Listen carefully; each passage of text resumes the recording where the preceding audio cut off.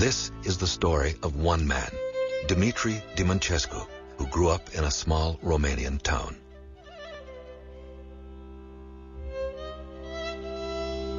Moving to Bucharest with his family, he excelled in academics. In 1913, as a high school student, he founded the Romanian Boy Scout movement. 2 years later, at age 19, Dimitrie volunteered in the army to be joined later by his brother Ion. Serving as an officer in Prince Carol's newly constituted Hunters Regiment, Dimitrie kept a journal of his experiences. And late in life, exiled to the United States, he typed his memoirs.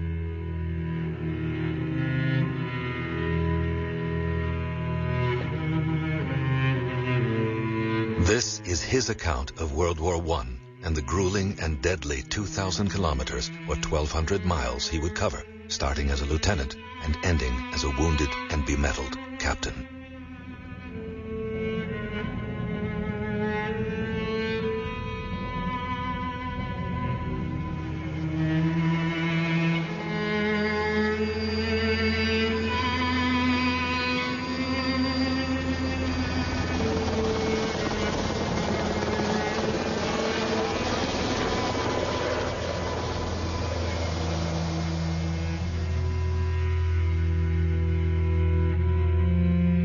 My grandfather, Dimitrie Dimăncescu, brought his troop of Boy Scouts here to the București Mountains in 1913. As a rite of passage, they would tie a rope to one another and climb along narrow cliff edges, looking over a 6,000-foot drop. In 1915, Dimitrie and his scouts volunteered to fight for the defense of Romania. It wasn't long before these same valleys were marched through by legions of German troops. The courage that will be required of these young soldiers is immeasurable. I've traveled here to retrace the path of my grandfather and uncover the story of Romania in the First World War.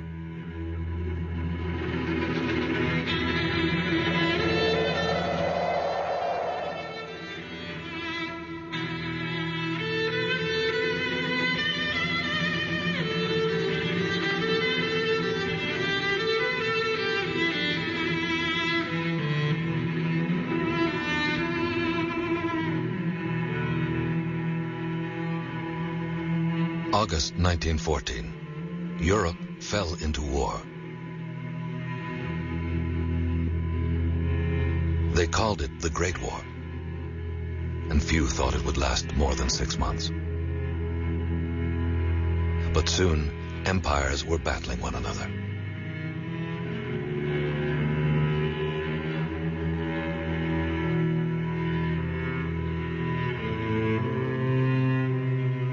On the Western Front, Germany and Austria faced Britain, France and Italy, and Russia along the Eastern Front. The Ottoman Turks and Bulgaria confronted French and English armies along northern boundaries of Greece.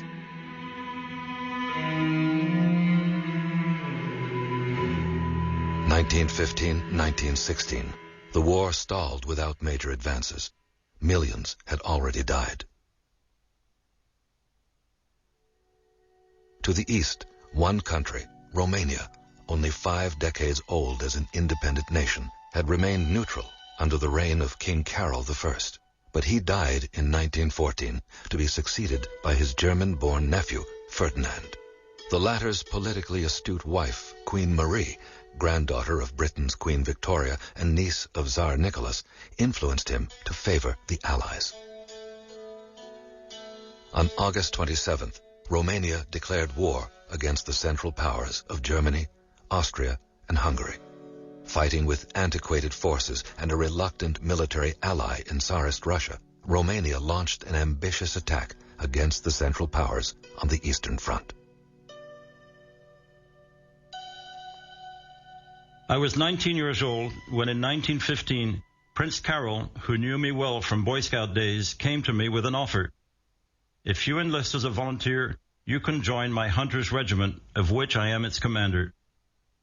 A day later, dressed in the Hunters uniform of the Queen Elizabeth No. 2 Regiment, I joined Company 1, commanded by Carol. Almost a year later, after being moved to the infantry military school, I was having lunch at home when a soldier from my company called me urgently to return to my regiment and to take my military trunk with me. As I left, my mother stopped me and removed one of her earrings. Putting it into my hand, she said quietly, "Make sure to bring this back to me." Quickly, I dressed into my uniform and prepared my small trunk.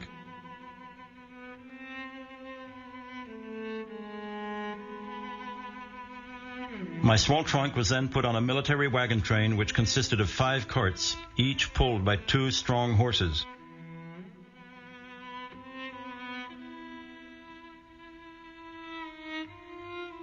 I was now in a regiment of cyclists destined to be attached to the 1st Division of Cavalry. We were organized by companies and platoons. The command of this company was taken over by Captain Nicu Tataranu. There were 3 other officers in the company: Captain Badulescu, Lieutenant Mavriki, and Sub-Lieutenant in Reserve Aslan, and myself. On August 28th, our regiment left Bucharest in a southerly direction towards the Danube River.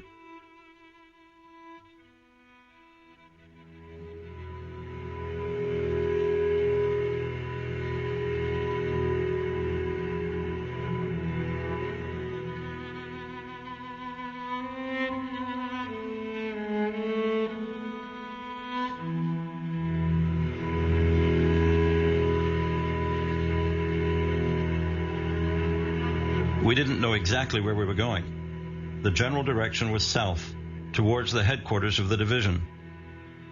But with bicycles following muddy roads full of holes and bumps, we could hardly travel 30 to 40 kilometers a day. We experienced many punctures and blown tires and struggled to keep up with the division's cavalry. Its troops on horseback could travel 50 kilometers a day, so we had to travel at night just to keep up. The moment we reached the division at daybreak, the cavalry would leave for the next stop. We finally came to Zimnicia, a small town on the Danube River facing Bulgaria, and were sent to the north of the town where there was a small hill.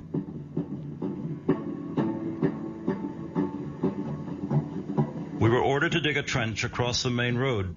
Our mission was to stop any enemy advance. As encouragement, 2 75mm guns were installed 300 meters behind us. But unknown to us, 2 Austrian boats lay hidden behind an island on the Danube. Shells started exploding around us with great precision, and one of the shells landed between the guns, beheading the young commanding officer named Costafaru. He was one of the Costafaru boys, all friends of mine from Boy Scout days. We buried him beside his gun, which was also destroyed. We were then told to quickly retire and were sent to Flamanda, 100 kilometers east on the Danube. For me and my company of soldiers, this was the way the war started. Well, the military events surrounding Romania's initial weeks in the war were based on the fact that by necessity, they felt they had to invade Transylvania first. They had to take the initiative because that was the basic reason why they entered the war.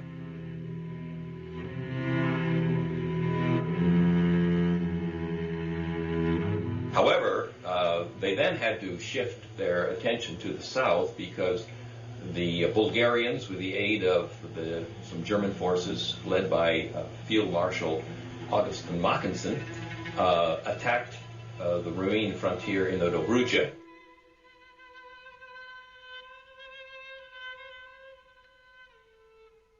My journey back began in Bucharest, Romania's capital city. Planning the journey with my father, we left town passing the old royal palace, toward the tree-lined boulevards along which the army marched to war in 1916. Our adventure would take us back to Dimitrie's war experiences, as well as help me better understand my heritage. Traveling south, we encountered numerous relics of the First World War, memorials, statues, and graves. Beside a cemetery, we visited an Orthodox village church.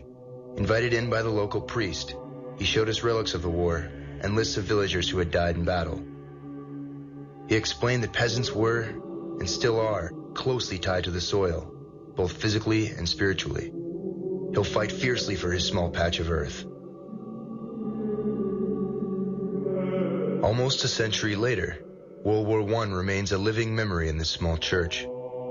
Death, I soon discovered, is deeply ritualized in ancient folkways that endure from pre-Christian times to the present. We soon neared the Danube River, and with help from villagers found our way through wide expanses of wheat fields toward Flamanda. Here, Dimitrie would face another deadly encounter. Today simply a dot on a map, this was once a small hamlet along the borders of the river. A coincidence in Flamanda was unexpected and striking. Dimitrie's memoirs described an ancient hollowed tree that stood near the riverbank. This tree marked a fateful crossroads between life and death for he and his soldiers. Almost at that very spot on the map, we found a lone half-burnt tree, itself hollow. From there, a villager opened a gate to a path, leading our way to the banks of the Danube River.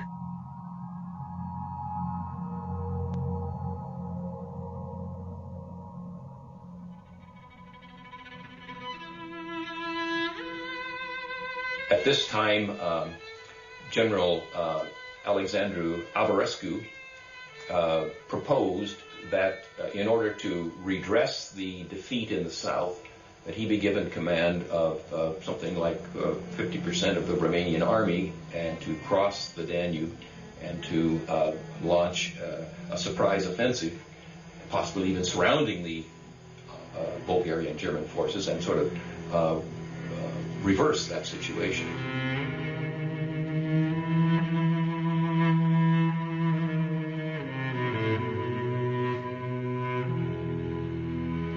The problem was that there was no bridge. The bridge was built with boats to make the crossing, but it was, in a sense, was a bridgehead without a bridge.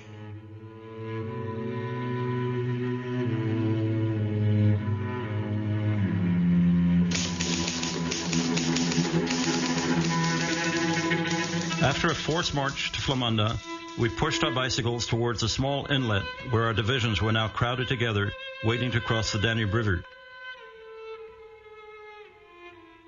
Rumors of victory made us anxious to cross. As we waited, my company took shelter under an old tree with a large hollow in the trunk. Overhead were German planes that I knew well would try and bomb us. I got into the tree trunk and told my soldiers to lie down on the ground. Then suddenly I saw a German plane circling in our direction. I felt ashamed to be hidden in the hollow and came out to lie on the ground with the soldiers. I lay face up in order to follow the plane's movements. My former instructor, Sergeant Karitsa, pushed his way past his soldiers and into the hollow of the tree. Hearing a whistling noise, I shouted, "Lie down!" The bomb fell in our midst, killing about 10 men. All around, one could hear moans and yells. One shell hit Sergeant Karitsa right in the forehead, killing him. We buried him under the tree. It was only with a sudden outburst of rain that we found our salvation. But soon, from behind the clouds came 3 aircraft that bombed parts of the bridge into small pieces. Soldiers along the riverbank were killed.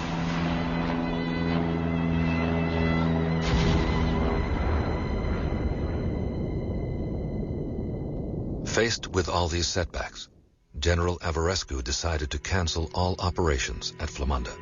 Each division received an order with directives to withdraw rapidly from Bulgaria and the Flamanda zone. The army left, heading north in the direction of the Olt Valley to face strengthened Austro-Hungarian armies now counterattacking Romania from the north. The 1st Cavalry Division was to execute an urgent overnight push up the Olt River behind the German advance guard somewhere on the road between Târziu and Craiova.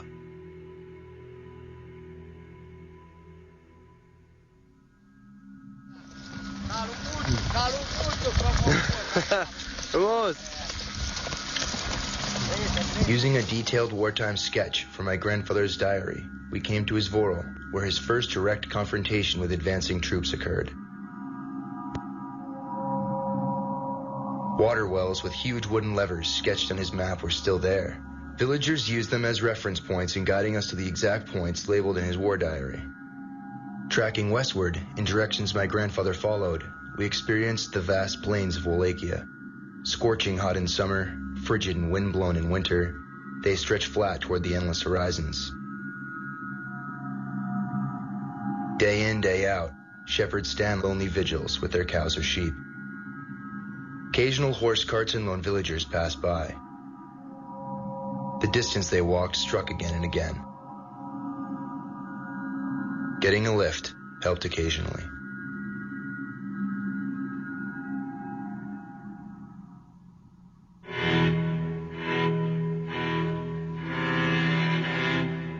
German Ninth Army forces were now invading along the Carpathian mountain crest line of Transylvania. These same mountains long witnessed conquering armies.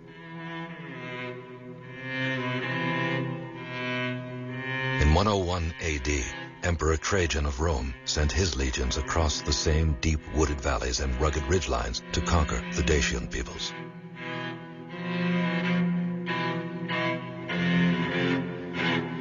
Now, 1800 years later, Erich von Falkenhayn, a veteran German commander, led 325,000 newly arrived soldiers in a northern counteroffensive against Romania.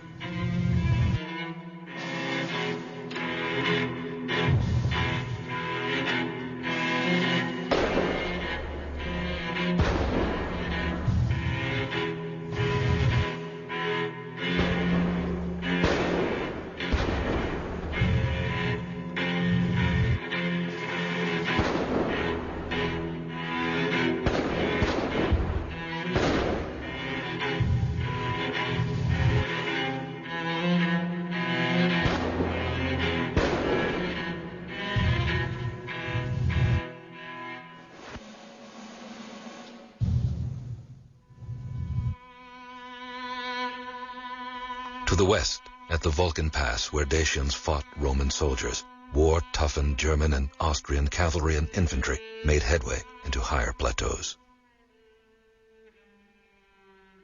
Amidst the German invaders was a young lieutenant, himself destined for fame decades later.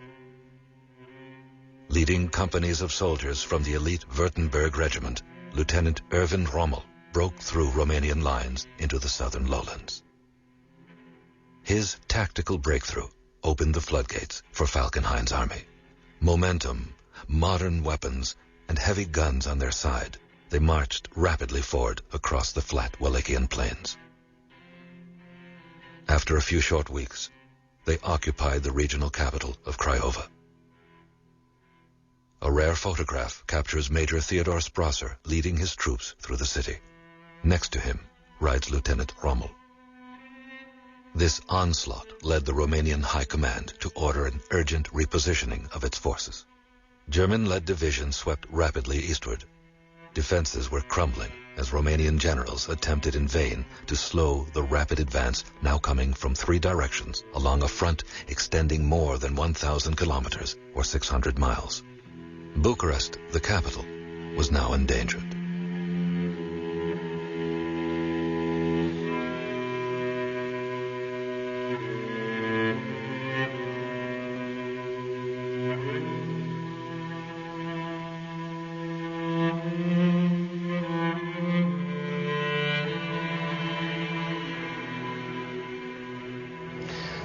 Din punctul meu de vedere, instrucția era relativ precară și, lucru foarte important, nu toți soldații au avut parte de proprie armă la intrarea în război, ceea ce a făcut ca mulți dintre ei să fie practic nepregătiți. Nu vorbim doar de faptul că armele pe care le utilizează, armele individuale, nu sunt la nivelul unui război de epocă industrială, ci vorbim și de precaritatea instrucției lor cu acest tip de arme. Era vorba și de puși diferite, ceea ce făcea ca aprovizionarea pe linia frontului să fie extrem de dificilă pentru mai multe tipuri de arme. Și asta a contat de asemenea foarte mult. Apoi era vorba de aprovizionare în general, de felul în care distanța între linia frontului și capacitatea structurilor de logistică de a aproviziona linia frontului era de foarte multe ori inexistentă.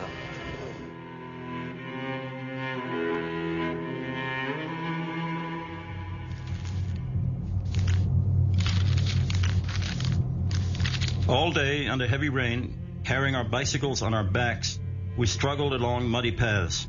For 2 days, we slept in ditches along the roadside and rested in any shelter we could find.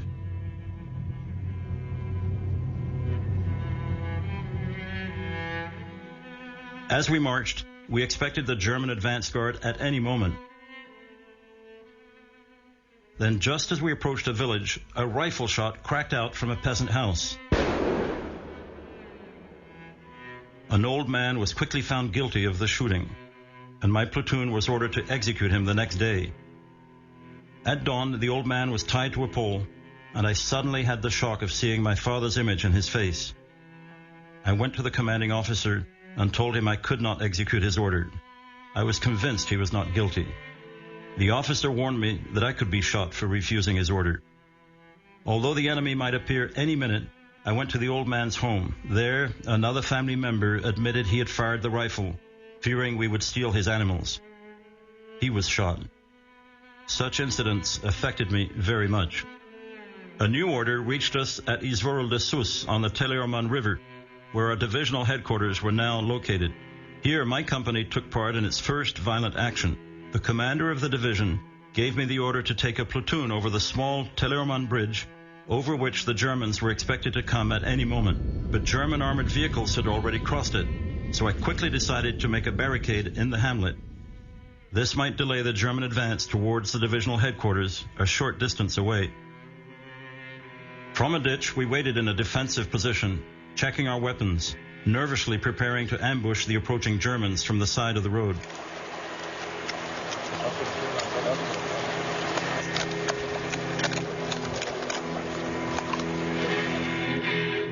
And from nowhere came German armored cars rumbling into view. I ordered the men to hold their fire until they were within 150 meters and to aim at the tires. The Germans machine gunned us from their armored cars, but they could not tell where we were. Our captain Taturanu, however, was wounded and evacuated. With the German convoy now temporarily stopped, I took advantage of this delay and retreated with my soldiers. We came to open fields and took a northeast direction. We soon lost contact with the company and the division. We walked in hiding across the flat farmland. In a village, I found the headquarters of the 2nd Division. If the Germans had advanced a little faster, they would have caught them. All around were scattered soldiers or groups of soldiers lost from their units. All were anxious not to be captured, and all were looking for their units. My group's most immediate problem was food. The peasants we met in the small hamlets would not even speak to us. All their chickens and small stock had been stolen from their yards.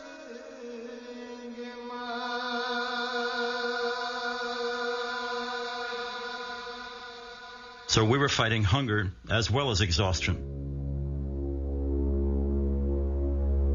A defensive front was being formed west of the capital along the Argeș River. Recently arrived Russian army divisions were to be positioned on the southern flank. I figured that if our division would fight for the defense of our capital, it would do so to the northwest flank. So all during my march through the fields, I tried to find them. I told myself that if the German advance guard caught me from behind, I would not have a chance. Therefore, I traced a straight line across the wide open, flat plains towards the oil fields of Ploiești and Câmpina. In less than 3 months, more than 1.5 million armed men had come to face one another, Romanians and Tsarist Russians against German, Hungarian, Bulgarian, and Turkish forces. The invasion of German-led forces fast took a heavy toll. Enemy armies now occupied most of western Wallachia, invading from the north and south. But Romania's plight had not gone unnoticed by her allies. The British knew that if the Central Powers defeated the Romanians, they would relocate their forces to the Western Front. This could turn the tide of the war in their favor. They also knew that if Romania's abundant oil wells and depots were captured, they would be used to fuel the Central Powers' war machine.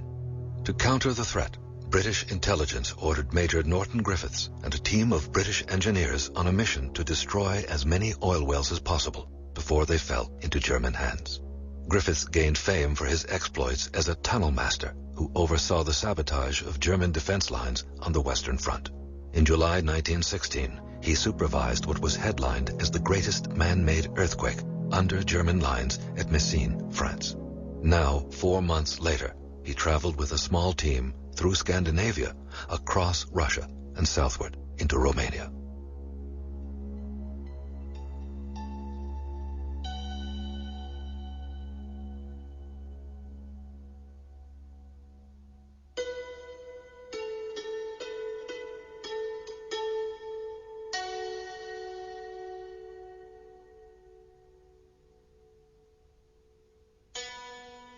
As we got near Ploiești and Câmpina, I could see a long black cloud rising from the oil fields on a shallow hill, where oil depots had been set on fire so that they would not be captured by the enemy.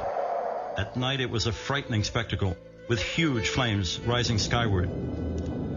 We were between this wall of fire and the German wave of troops pushing up from behind, when suddenly we encountered a car with an English officer, whose name I recall well as Norton Griffith. Behind him were several trucks with Romanian soldiers. In perfect French, he informed me that he was the leader of a group setting fire to the oil depots and other installations. When we spoke, I mentioned that I had been told that the best method to destroy an oil well was to take large industrial screwdrivers and wedge them upside down deep into the well's pipe. Dropped in the right place, the screwdriver completely dejoints the gears and makes them unworkable. Taking me and my group with him to demonstrate to his team how to execute this method, we worked fast, moving from well to well. On the morning of November the 26th, I drove out to Cercetaşii from Bucharest. All reservoir valves were opened and the oil allowed to flow into the dams surrounding the reservoirs, and then ignited, thus burning and exploding. The roads were becoming impassable with refugees and the retreat of Romanian convoys. All along, the enemy were making rapid progress from the north and from the south to our rear. At the Vega refinery, one 50,000-ton reservoir was virtually lifted in the air, and simultaneously the half-ton plates were scattered far beyond and around the officers working. The spectacular sight was remarkable. The heavy volume of smoke, which stretched for some 100 kilometers or more, must have considerably inconvenienced the enemy on the windward side.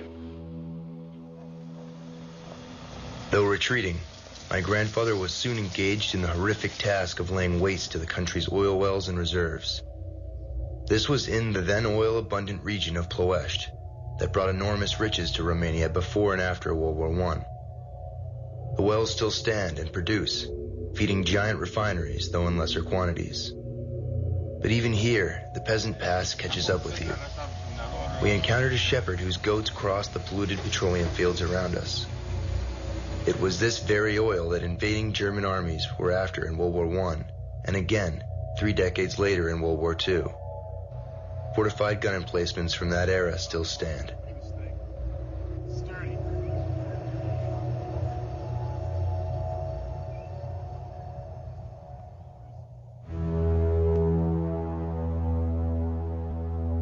In a 1-week period, Major Griffiths and his Romanian team managed to destroy 400 wells and 210 million gallons of oil, an amount equal to 70,000 large modern-day tanker trucks. As a result of his work, the Germans were long delayed in getting oil to flow again. The effects were soon felt on the Western Front by slowing the increasingly oil-dependent German war machine and buying time for the Allies. British High Command wired its compliments to Colonel Norton Griffiths. The first week of December, Ploiești was occupied by Falkenhayn's troops. Bucharest was also occupied. German forces marched through the streets and the military commanders established themselves in the city.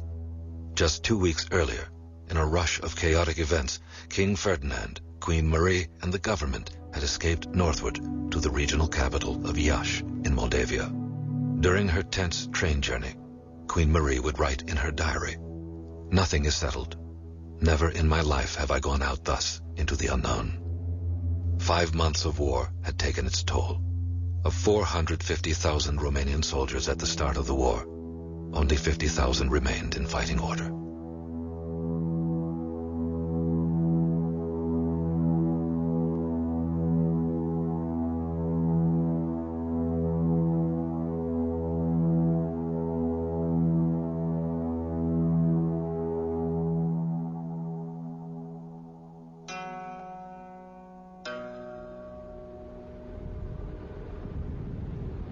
L'hiver de 1917 était un hiver particulièrement froid, un des plus froids d'Europe au XXe siècle.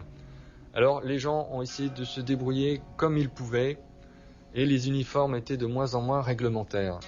On a utilisé des peaux de moutons, des peaux d'ours pour avoir chaud. On mettait des bonnets sur la tête comme des chapkas ou des choses comme ça. Tout était autorisé, le but était de ne pas mourir de froid.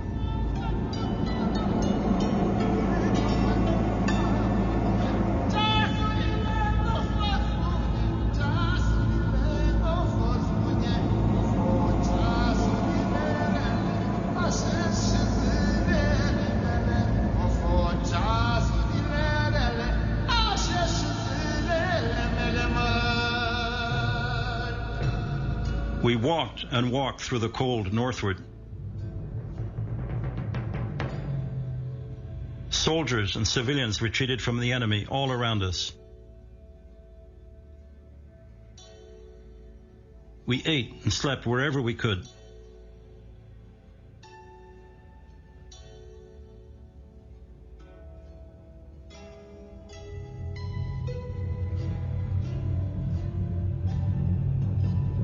At the same time, we could now see Russian cavalry patrols and troops moving southward. We were all going towards Moldavia, hoping that we might be able to stop the Germans somewhere north of Focșani. Much like the British, France was itself hemorrhaging men and materials along its trench lines. To diminish German strength, French authorities were anxious to see Romania hold the front to the east. To encourage this, in October of 1916, it dispatched Henri Mathias Berthelot, one of its respected generals, famed for his successes at Verdun, to assist the Romanian king and his army in reorganizing and rearming. Like Colonel Griffiths, he traveled across Russia to enter Romania. With him came 1,400 officers and soldiers who had volunteered to serve in this mission. His arrival in Bucharest sparked hopes of stalling the tidal wave of German-led divisions threatening to break into Moldavia. In a small railway station, I met an officer who told me that he had seen our division heading north. A train took us in that direction. It was slow and stopped at every small station. Eventually, we arrived at Botoșani, where we were obliged to get off. The good news was that our division and the cyclists were in a village only 30 kilometers away. After an anxious life during the withdrawal, it seemed now as if we were living in a vacation resort. We were sleeping well and eating well. Here, our detachment of cyclists was given training in modern weaponry by French advisors. Alors une journée type, c'est une journée, d'abord on fait des exercices physiques, mais le soldat roumain est robuste. Donc ça, c'est juste pour entretenir. En revanche, il faut lui apprendre des choses qu'il ignore, par exemple le maniement des nouvelles armes, la grenade, la mitrailleuse, qui lui a fait défaut pendant la première partie de la campagne. On parle avec le soldat pour lui expliquer pourquoi il faut se battre. Pas seulement pour le roi, pour les boyards, mais pour lui-même, pour ses enfants, pour avoir enfin sa terre. The best part of the day was when we were taught the handling of machine guns and the dangerous French hand grenades. The use of the hand grenades was taught to the officers by a French officer. When we were sent back to the battlefields, I carried 2 sacks of grenades, and they became my favorite weapon. Into early August, as 1 million men confronted one another, violent German incursions and counterattacks at the small town of Marișești were resisted. Trench warfare and severe hand-to-hand combat took place. Heavy artillery decimated the front lines. To the consternation of its commanders and leadership in Berlin and Vienna, the German advance stalled. This became a defining military victory for the Romanian army. The Marașești front would remain impenetrable over ensuing weeks. Dismayed by their stalled offensive at Marașești, German generals shifted their attacks northward. To the mountainous Transylvania and Moldavian border between the Oitus and Trotuș rivers flowed troops to reinforce divisions already entrenched there over winter and spring months. Lieutenant Rommel's elite Württemberg regiment, which had returned to Germany in January, was rushed back in a rapid 6-day, 1,600-kilometer or 1,000-mile train ride and forced march to the forested ridgelines facing Moldavia. A German officer would refer to Hill 789 as the last stronghold between German armies and a breakthrough into Moldavia. News reached us daily that German armies were massing along the mountain crest lines. Many new troops were sent rapidly into positions along the Carpathian foothills. New artillery cannons were being positioned high up into the hills. Trenches were reinforced. We were now in reserve, waiting for the moment to be called forward. Senior officers told us that a new attack was now expected on the high ground. We flew by helicopter from Transylvania to the Oitus battle site. From the air, I immediately understood the clear divide between the forested Transylvania west and the barren Moldavian hills to the east. This made more evident the tactical importance of Hill 789 in achieving a final breakthrough into Moldavia for Germany. Using old military maps to guide us, we found a dirt path known by the locals as the German Road.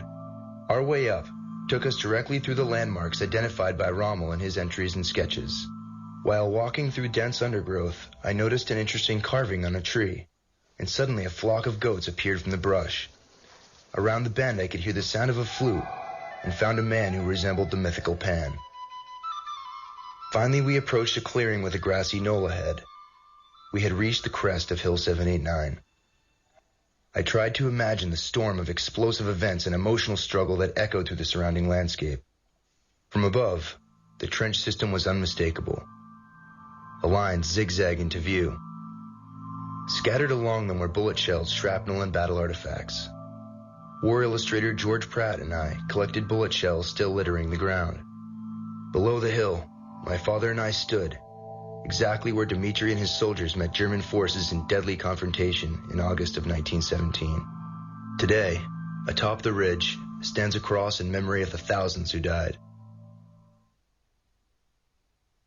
In the campaigns in Romania in 1916 and 1917, what the Romanian soldiers coming up against is two problems. First, a veteran army in the form of the German army, both men and officers, but secondly, an elite unit in the form of the Württemberg Mountain Battalion.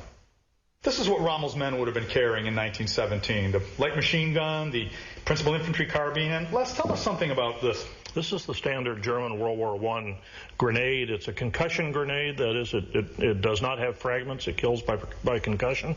And you set it off basically by taking the cap off. You pull this little porcelain ball, which sets off the fuse. And from there, you have 5.5 seconds until it explodes. What we have here is a very, very young officer, early 20s, who was commanding at some points no fewer than 6 rifle companies, a machine gun company or 2, a signal company. He can be in the field with 11 or 12 or 1,300 men under his direct control, and that would certainly be unusual for a lieutenant in any army. After German attacks at Grozeszcz and Târgu Ocna failed to breach through the narrow river valleys, the German 117th Infantry Division was ordered to maneuver across the Hill 789 Koshna crest. Spearheading the attack was the Württemberg Regiment's Major Theodor Sprasser.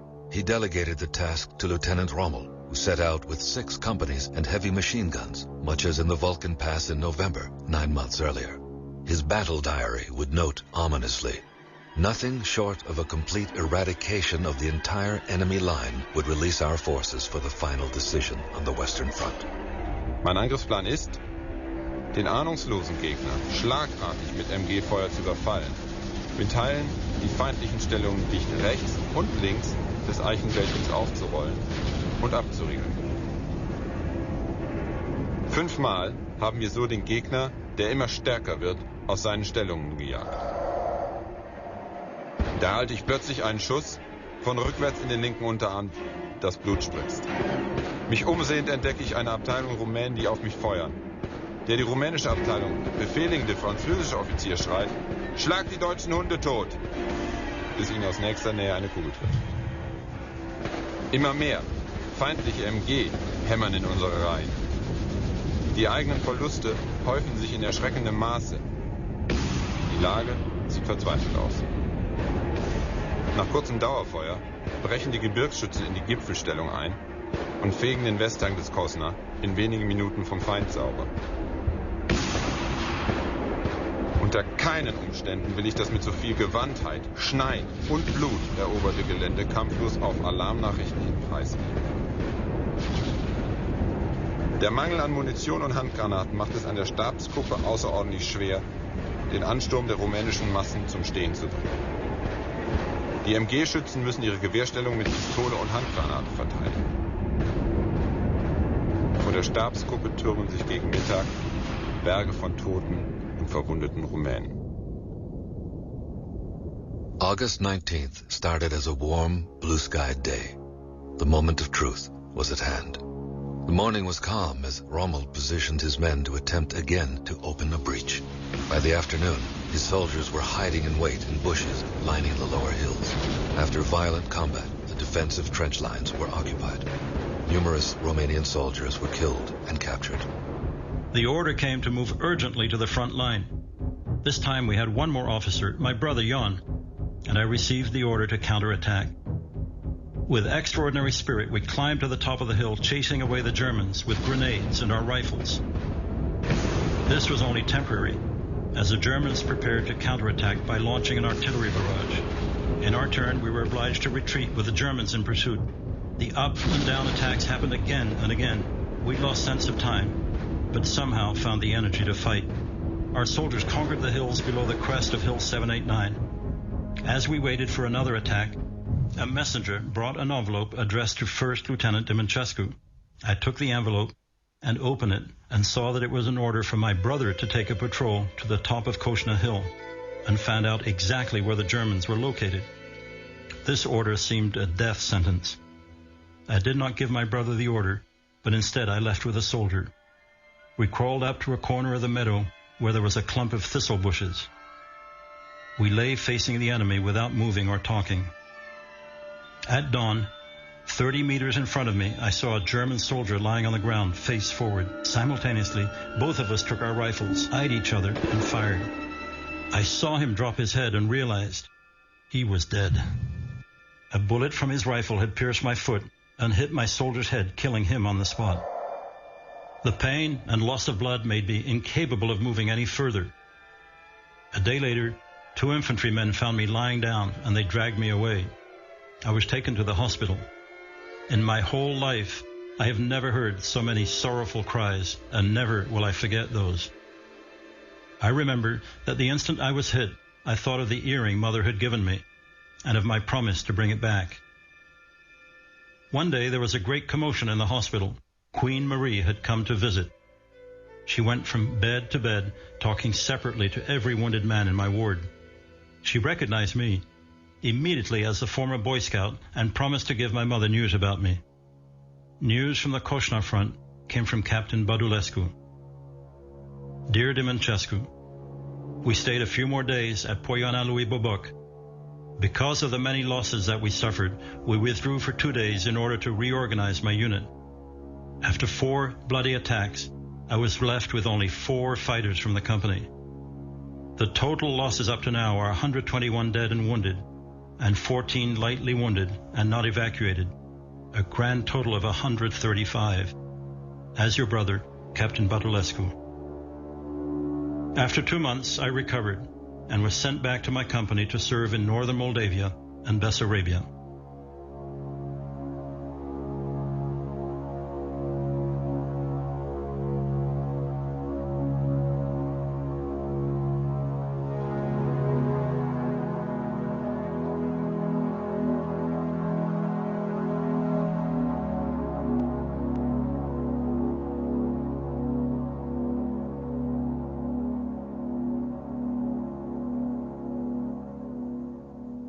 On December 1, King Ferdinand and Queen Marie entered the capital, escorted by the famed French general Berthelot and commanding generals of the different Romanian armies. Behind them were various detachments from various divisions and regiments which had entered Bucharest. People were overjoyed. I was now 22 years old. Așa că uniunea tuturor acestor provincii ca rezultat al războiului a fost un miracol. România s-a dublat ca teritoriu și ca populație și a ieșit cu totul altceva. Și ceea ce este totuși admirabil și găsesc în favoarea românilor, dacă ne comparăm cu ce s-a întâmplat în Iugoslavia și în Cehoslovacia, este că aceste provincii care nu fuseseră niciodată împreună au putut să creeze un stat care a funcționat în mod normal. Putem spune că e alt personaj. Românul este alt după 1920 decât era în veacul precedent. Asta e o certitudine. This hill stands as a metaphor for Dimitri's war. Like the mythical David, Romania stood with its back to a cliff, facing an opponent of Goliath's size and strength. Overcoming these tremendous odds changed this country forever. The scars are still visible, and the story is not forgotten. For my father and I, this incredible adventure brought us closer to the land and gave meaning to the phrase, pro patria.